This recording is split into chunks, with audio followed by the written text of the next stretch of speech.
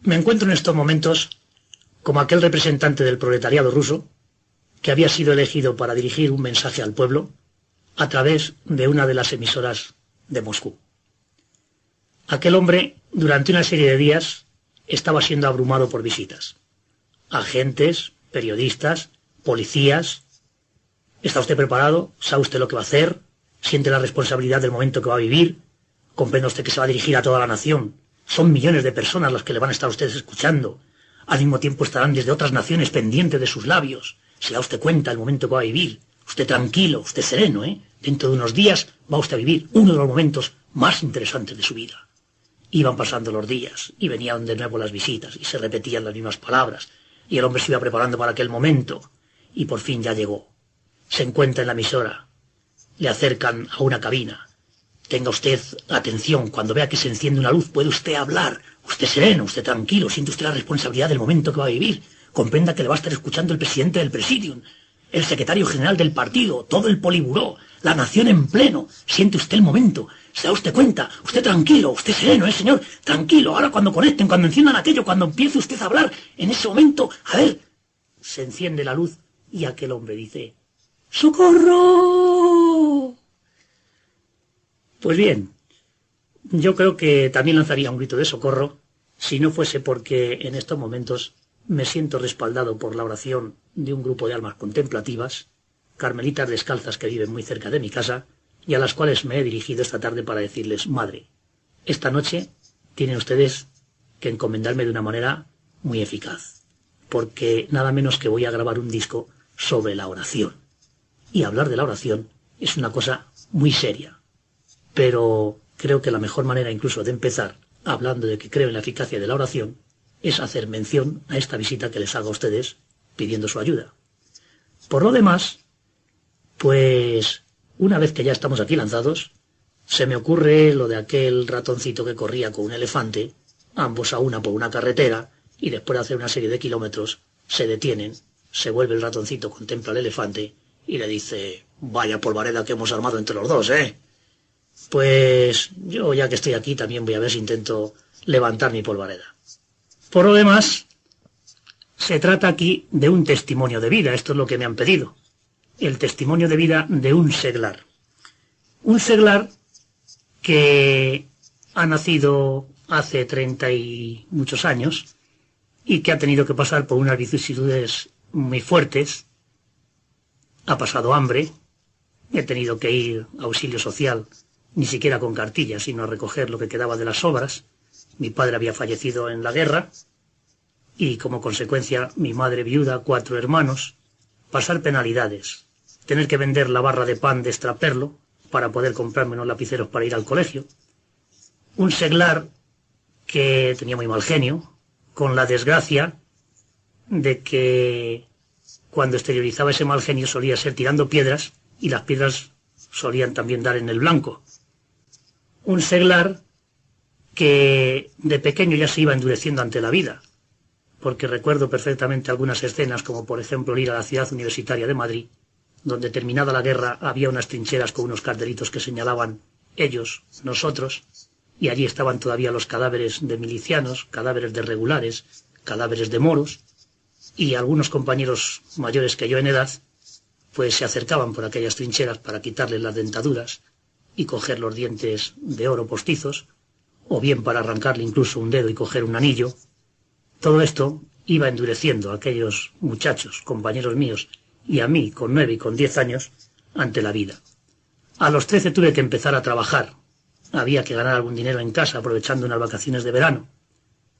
Ganaba 75 pesetas entonces limpiando escaparates en una tienda de la calle de la Montera.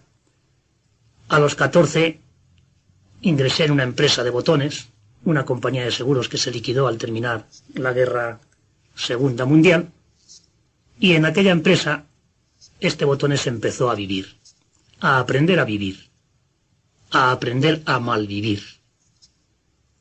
Los ejemplos que veía en personas mayores que yo, aquellas señoritas, algunos empleados que vivían con mujeres que no eran auténticamente la suya, me fueron abriendo los ojos.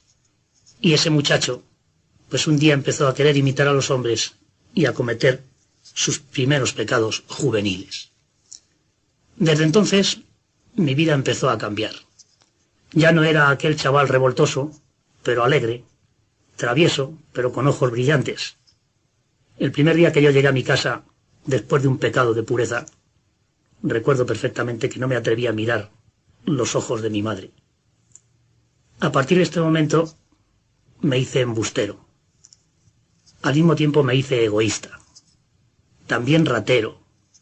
Yo que había sido aquel muchacho que llegaba a mi casa y entregaba todas las propinas. Todo el dinero que ganaba, sentía una auténtica satisfacción cuando se lo daba a mi madre. Me acuerdo perfectamente unas navidades las propinas. Iba yo llegando ante mi madre enferma, metía las manos en los bolsillos y le decía, mamá, ¿quieres más dinero? Y dejaba 2, 3 duros, metía la mano, sacaba un billete de 5 duros, ¿quieres más, mamá? Y le iba dando todo el dinero. Y mi madre sonreía, con lágrimas en los ojos. Y sin embargo, poco tiempo después, en cuanto me fui engolfando en aquellos vicios que me habían enseñado personas mayores, entonces yo no me preocupaba de que en mi casa se pasaba hambre. Empecé a vender a los mismos compañeros de trabajo los suizos que compraban en una panadería a precio de pastelería. Me quedaba con los excedentes de puntos. Total, que se me ocurre aquí estas reflexiones, porque parece que hoy encuentro como un poco de miedo a hablar de la pureza. Se dice que se ha metido a la gente hasta unas ideas un poco falsas, extrañas, se han creado mentalidades raras, que no hay que hablar tanto de este mandamiento, existen otros muchos mandamientos. Ahora, la verdad es que la reflexión que yo me hago es que una vez que empecé a caer contra este mandamiento, vinieron detrás todos los demás. No tenía objeto de ir a la iglesia. ¿Para qué?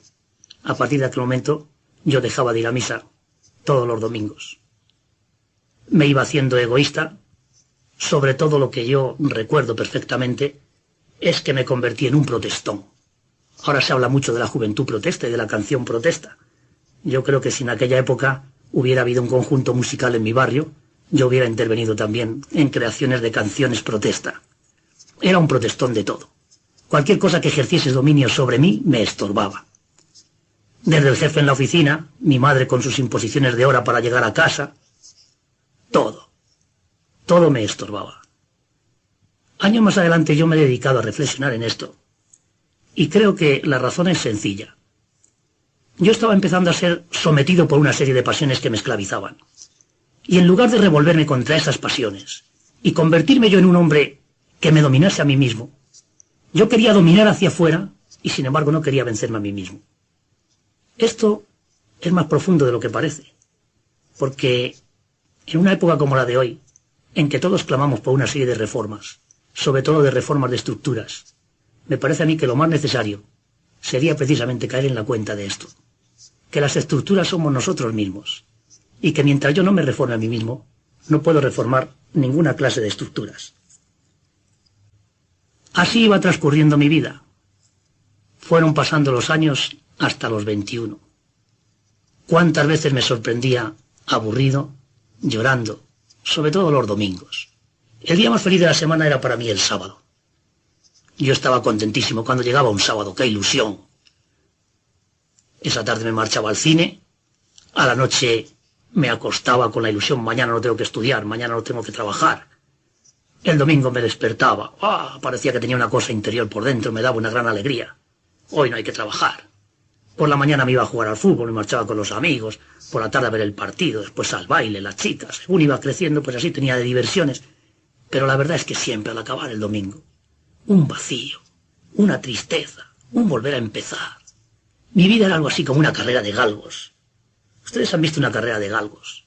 Alrededor de una pista, una liebre mecánica, impulsada por unos impulsos eléctricos. La liebre corre, detrás de ella caminan los galgos, jadean, nunca la alcanza. Cuando ya están acercándose, la liebre se les separa. Cuando llega un momento en que parece que la van a coger, aparece allí un señor, la tapa con un cajón, los galgos se quedan ladrando. Yo una vez contemplé el siguiente suceso. Hubo un galgo que se conoce que ya había corrido en varias pruebas y estaba un poquito viciado. Y nada más salir se paró y esperó a que la liebre pasase en la segunda vuelta. y en el momento en que la liebre pasó por delante de él, aquel galgo, ¡ah!, la mordió. Los otros que venían detrás se arrojaron también sobre aquella liebre, y el resultado era que al poco momentos se veía los galgos escupiendo, porque como la liebre no es nada más que una liebre de serrín tapada con una piel, escupían serrín y escupían piel. Y me sentí reflejado. Toda mi vida no es nada más que un correr, un querer alcanzar una felicidad que no encuentro. Y algunos domingos, cuando mordía más, si llegaba a la liebre, luego me encontraba escupiendo. ¿Cuántos muchachos encuentro ahora también en mi vida así? Me ponen el alma en sus manos y me cuentan esta insatisfacción. Buscan algo que no encuentran. Un día, en medio de este aburrimiento, me sorprendí llorando en la calle. No sé por qué, me acordé de una canción del colegio, una canción a la Virgen, Salve Madre. Mas si mi amor te olvidare, decía yo al final, tú no te olvides de mí. Me sentí tan alejado de la Virgen. Hacía tanto tiempo que no pisaba una iglesia. De repente me vinieron las lágrimas a los ojos. Lloré. Es verdad que yo en aquel tiempo, no es cierto que no pisaba una iglesia. Hubo momentos en que la pisé. Me acuerdo perfectamente que durante un mes de mayo, yo todos los días entraba en una iglesia, ahí en mi parroquia, Nuestra Señora de los Ángeles, en Cuatro Caminos, me ponía en el último banco, por la tarde no había nadie, y le decía a la Virgen, Madre, hazme jugador de primera división. Y es que a mí me gustaba mucho jugar al fútbol. Y yo le decía a la Virgen eso, y al día siguiente entraba, Madre, hazme jugador de primera división. Y todos los días, Madre, hazme jugador de primera división. Yo creo que la Virgen me debió de escuchar y me llevó por otros campos deportivos y un día me dijo, mira, te voy a convertir en jugador de primera división, pero de otro fútbol mucho más importante. Creo que a lo largo de esta charla les podré ir diciendo a ustedes los equipos en los que he fichado. Una de las cosas contra las que más me revolvía era contra los curas. Tenía auténtica alergia a los curas. Y el caso es que me inventaba cada cosa para hablar de los curas, que ni habían existido. Yo llegaba a la oficina y empezaba a decir, en mi casa hay un cura que se pone de paisano, que se marcha con una fulana, que no sé qué, que tal. Me inventaba cada cosa. ¿Por qué sería yo así contra los curas? Claro, pensándolo bien, es que cada vez que yo veía a un cura, era para mí un aldabonazo. Un recordarme que tenía que volver a aquello que yo había conocido en la juventud, en la niñez, y que me había hecho tan feliz y de lo que me sentía ahora tan apartado. Quizá es un incienso en estos momentos, pero yo creo que en aquella época me hubiera gustado mucho que los curas fuesen, como hoy van muchos, de paisano, porque de esta manera no hubiera tenido que soportar ese revulsivo. Nadie se atrevía a hablarme. Esto es también otra cosa digna de consideración. En el fondo, yo tenía un deseo inmenso de Dios. A veces, después de un pecado mortal, yo he escrito incluso en una pared, juro por Dios, que no vuelvo a caer, era mi deseo. Había algo que me hacía suspirar hacia Dios, aunque lo acallaba rápidamente. Pero nadie me hablaba, nunca tuve un consejero. Es más, me tenían miedo, como al exterior yo aparentaba otra cosa. Siempre estaba contando conversaciones indecentes, chistes, me llamaban, Abelardo, ¿qué chiste traes, Abelardo? ¿Qué nos cuentas hoy? Creían que si me hablaban de Dios, yo les iba a rechazar. Y yo estaba sediento. Era el miedo de ellos a hacer apostolado, el miedo de ellos a hablarme de Dios, el que me hacía a mí ser osado en las conversaciones. Y sin embargo mi vida tenía un vacío imponente. En esta crítica contra los curas, yo me burlaba de todo. Recuerdo cuando en el año 47 vino la Virgen de Fátima a Madrid. Decían que había hecho muchos milagros y yo decía en la oficina, bah, esos son camelos, cuento de los curas. Me decían los compañeros, hombre, pues mira, hay una cosa que no se puede dudar. La imagen de la Virgen ha entrado en Madrid, han soltado palomas y se han ido todas al pie de la Virgen. Y yo decía, bueno, le habrán echado una sustancia ahí a la Virgen, a la imagen, para que vayan todas las palomas a los pies y tal. Esos son cuentos de los curas. Pues anda, que no saben inventar cosas para engañar a la gente. Pero tenía en la oficina un compañero que, a pesar de todo, no hacía nada más que insistirme. Ese fue el único que empezó a hablarme de Dios. Y me decía, Abelardo, tú tienes que encontrarte con Dios. ¿Por qué no haces ejercicios espirituales? Yo no tenía ni idea de lo que eran ejercicios espirituales. ¿Y qué voy a hacer ahí? Y él me dijo, pues mira, quedarte en silencio y reflexionar un poco sobre estos 21 años de vida tuyas que han transcurrido y verte en relación con Dios, en relación con los demás. ¿Qué es lo que has hecho tú hasta ahora? Bueno, y a mí eso a mí no me importa nada. ¿De qué más me van a hablar? Hombre, pues de algo en lo que tienes que reflexionar, sobre la muerte. Y recuerdo que yo le decía la muerte a mí. Mira, yo desde pequeño estaba viendo cadáveres y me acuerdo que precisamente aquel día, al coger el metro en Cuatro Caminos, había en el andén el cadáver de un hombre que se había arrojado. Y el metro anterior al mío, en José Antonio, había arrollado también a una mujer que estaba también allí en la estación. 2 en el mismo intervalo de tiempo de 10 minutos de Cuatro Caminos a José Antonio. Y le decía yo a este, mira, hoy mismo acabo de ver 2 cadáveres ahí en el metro, todo el mundo la mar de impresionado, y a mí no me ha impresionado nada. ¿Tú crees que porque me hablen a mí de la muerte eso me va a conmover? Pero aquel chico me hizo la siguiente oferta. Mira, si no sales de los ejercicios conmovido, te doy mi paga extraordinaria. Y entonces dije yo, bueno, ya voy a ganarme una paguita extraordinaria gratuitamente, porque pienso ir de ejercicios y cuando salga de los ejercicios le digo a este chico, aquello es un rollo fenomenal, a mí eso no me ha convencido para nada, tú me das ahora la paga extraordinaria que para eso lo has prometido. Y fui de ejercicios espirituales. En aquellos ejercicios espirituales yo me encontré con algo que no me podía ni imaginar. El padre decía que aquello era para hombres y muy hombres, valientes y muy valientes. Que era importante, importantísimo quedarse en silencio y solo. Y que yo por primera vez en mi vida me tenía que quedar en silencio y solo. Y en soledad y en silencio me dejaron. Los primeros días yo masticaba el banco de la capilla cada vez que tenía que estar de rodillas. Y aquel padre exigía estar media hora después que él hablaba en auténtico silencio. Y yo me aburría soberanamente. Y cuando iba al cuarto también tenía que estar continuando en meditación. Aquello era duro y sin poder hablar con nadie. Sin embargo, al tercero, al cuarto día, yo empecé a hablar con la Virgen. En aquel silencio empecé a encontrar la elocuencia del silencio. Empecé a hablar con Dios.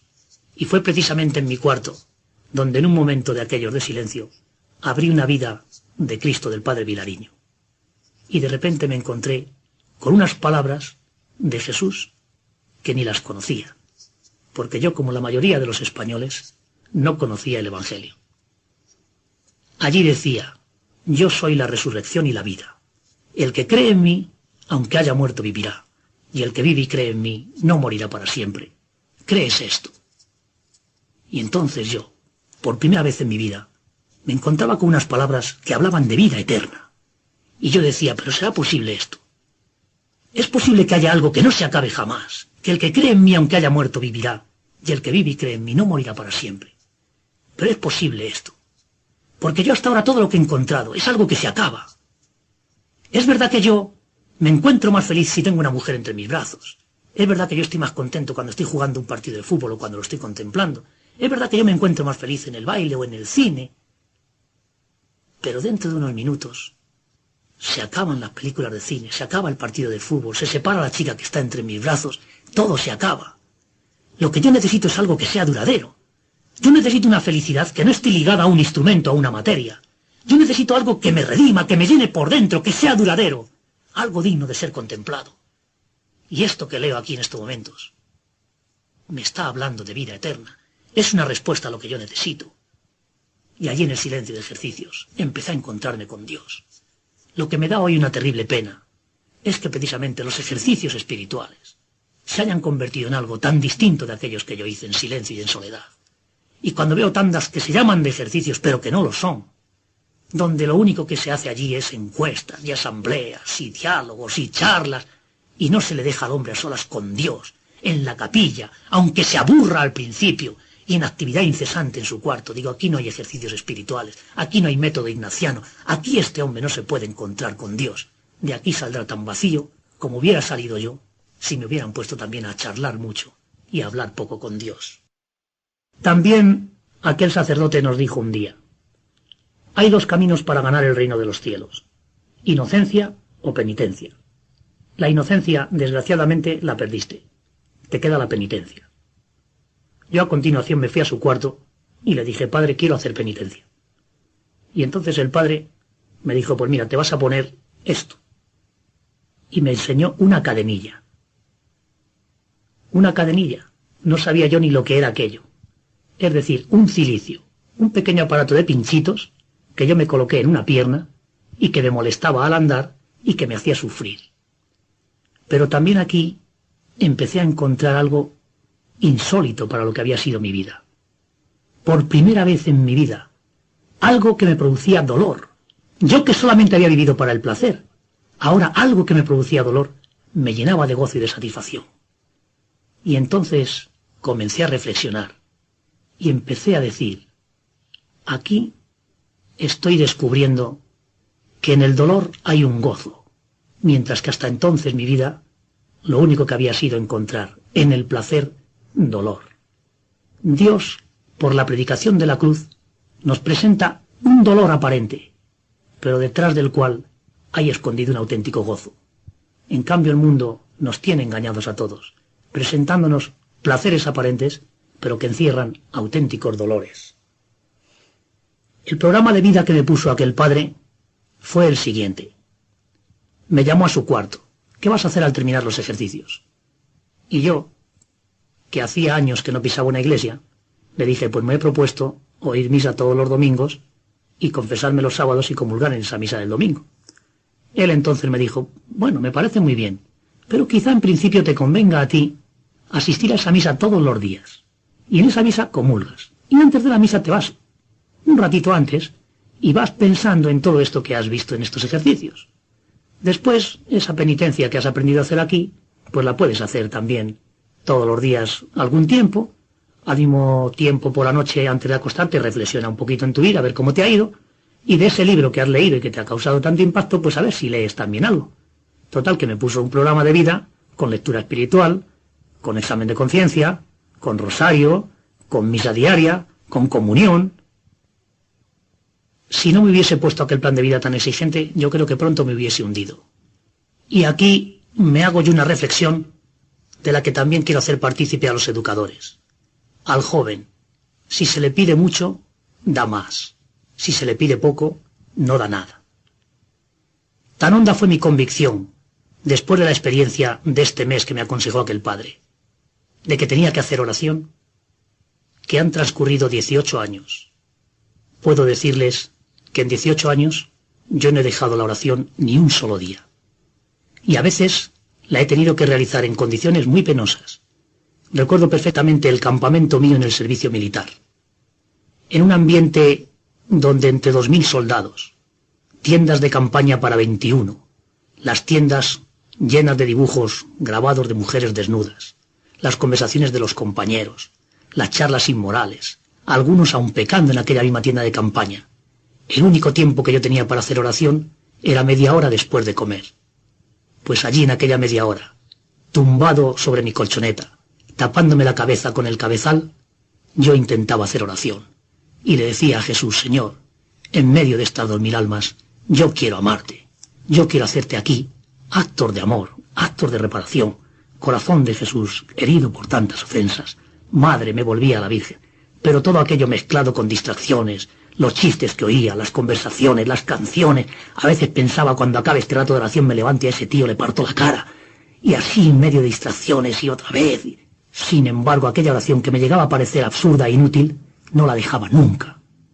Cuando pasaron los años, un día leí una frase de un cartujo. Hay oraciones distraídas, decía, que entusiasman el corazón de Dios. Y yo pensaba que aquella oración mía en el campamento era de las que entusiasmaban el corazón de Dios. Después me trasladaron de aquel campamento al castillo de Figueras. También en aquel castillo tenía yo que hacer oración, y sobre todo también tenía que alimentarme con el pan de vida que era la Eucaristía. Para poder hacerlo tenía que bajar todos los días, desde el castillo hasta el pueblo, unos 2,5 kilómetros de distancia. Llegaba, asistía a misa, comulgaba y regresaba rápidamente otra vez 2,5 kilómetros cuesta arriba para llegar a las oficinas en tiempo oportuno antes de que llegase el comandante. Todos los días tenía que quedarme en ayunas. Entonces la ley de ayuno no permitía el intervalo de 3 horas que hubo posteriormente o el de 1 hora que hay en estos momentos. Todos los días me quedaba sin desayunar. Los días que me tocaba guardia, esos días bajaba yo corriendo, dejaba el mosquetón preparado, las cartucheras, todo. Llegaba a la iglesia, antes de empezar la misa comulgaba y me subía por la carretera en acción de gracias. Cuando llegaba me decían, madrileño, ya se ha hecho el relevo de puesto, ¿dónde te has metido? Tienes el número 5. iniciaba mi puesto de guardia.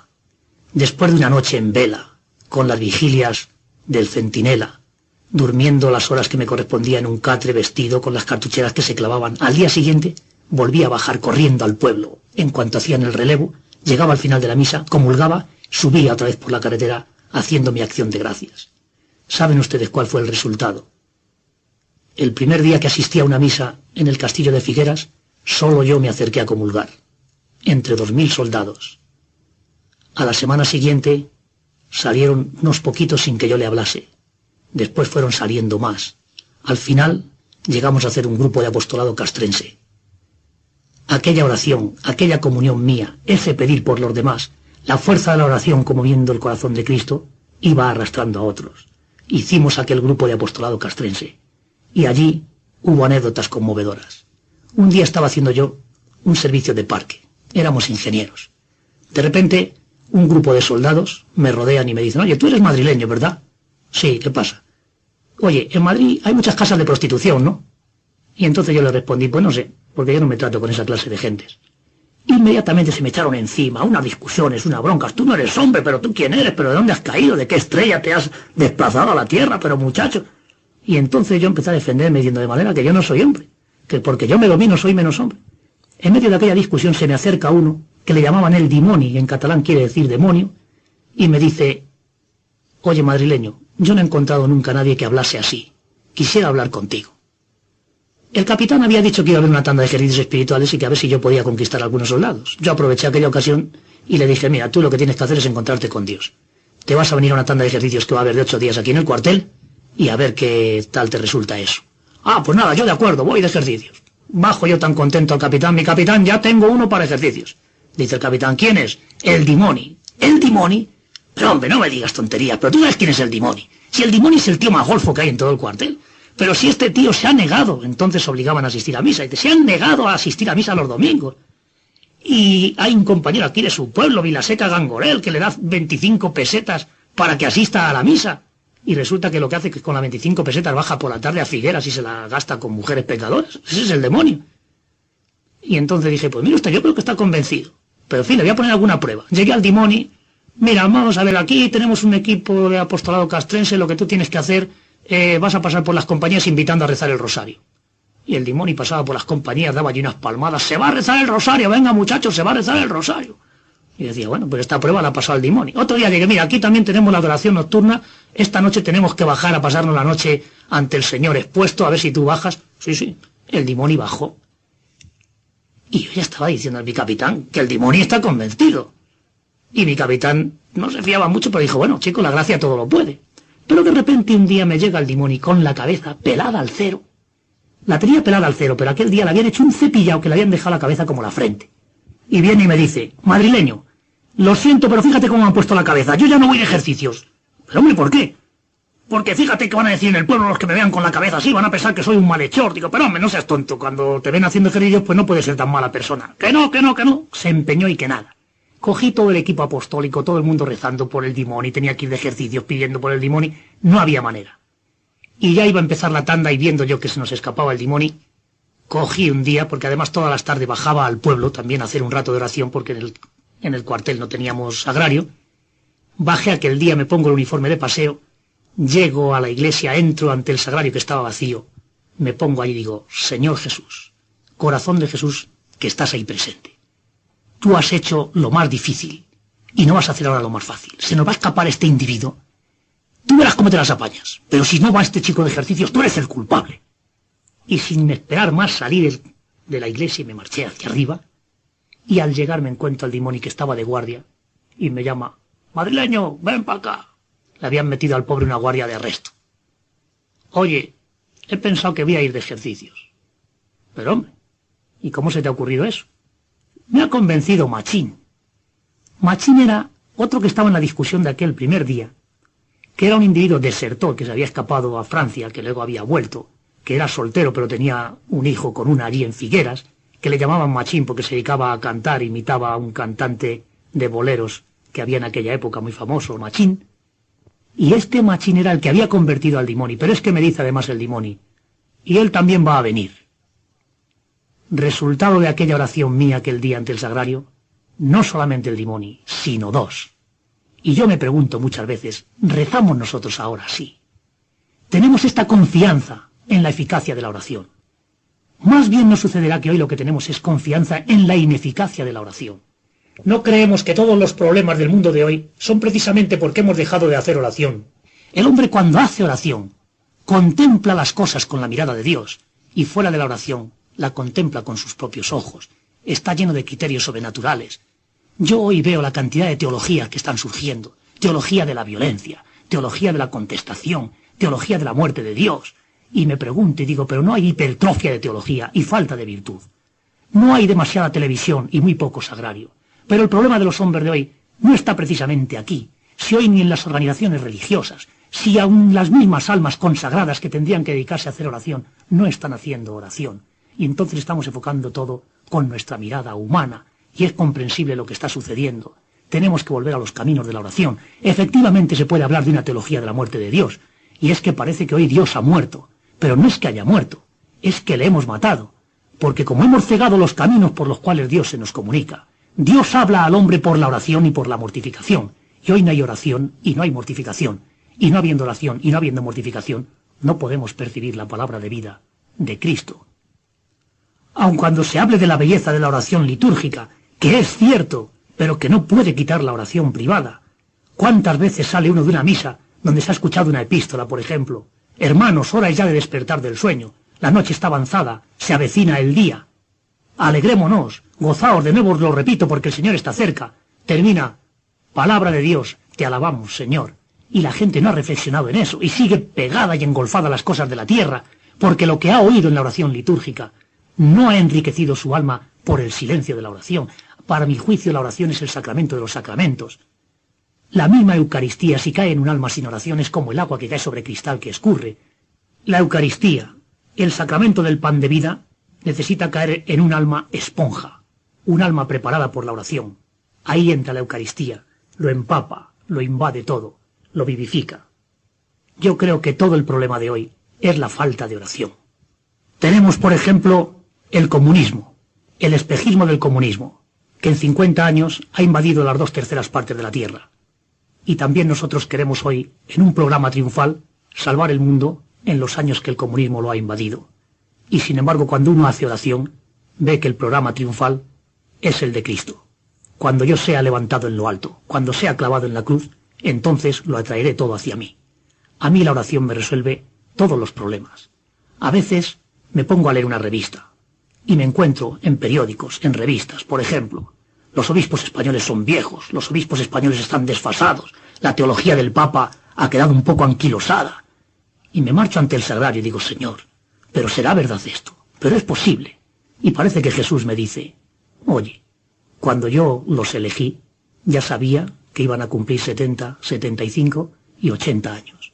Y entonces me entra una paz, porque digo, si Cristo lo sabía cuando iba a consagrar a este sacerdote obispo suyo, este obispo no me puede decir a mí nada que vaya en contra de mi salvación y en contra de mi santificación.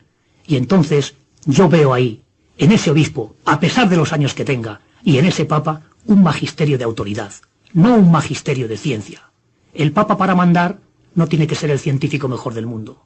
Hoy, ante una encíclica como la Humane Vitae, los pedagogos han querido que el papa fuese el mayor de todos los pedagogos. Los sociólogos querían que el papa supiese más sociología que todos los sociólogos. Los médicos, que el papa supiese de medicina más que todos los médicos. El magisterio del papa no es de ciencia, está revestido de la autoridad de Dios.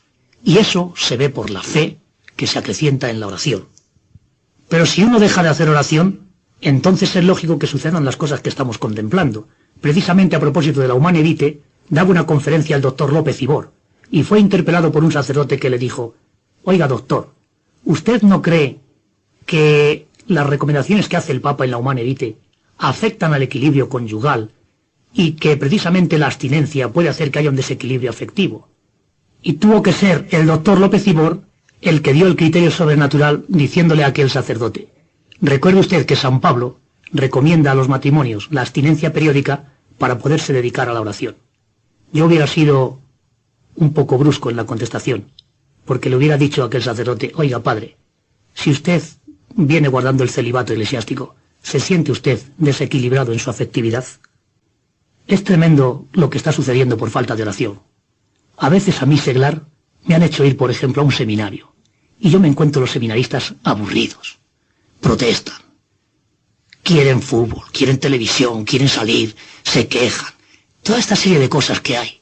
Yo digo, pero señor, ¿qué es lo que pasa aquí?